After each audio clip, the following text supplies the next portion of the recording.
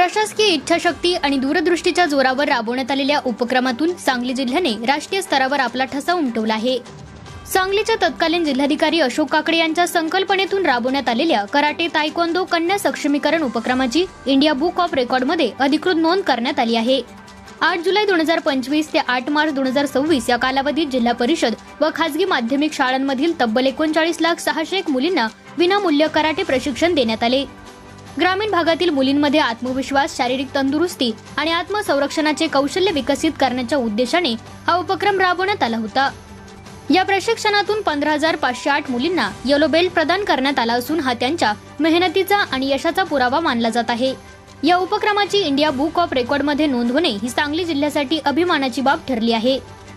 या यशाबद्दल बोलताना अशोक काकडे यांनी सांगितले की मी केवळ निमित्त होतो, हे सर्व यश सांगलीच्या टीमचे आहे। प्रत्येक अधिकारी आणि कर्मचारी यांच्या एकत्रित प्रयत्नांमुळेच हा विक्रम शक्य झाला असे त्यांनी सांगितले। दरम्यान सांगलीचे पालकमंत्री चंद्रकांत दादा पाटील यांनी या कामगिरीबद्दल संपूर्ण प्रशासकीय यंत्रणेचे अभिनंदन करत हा उपक्रम पुढील पिढीला सक्षम करण्यासाठी अत्यंत महत्त्वाचा आहे असे म्हटले आहे।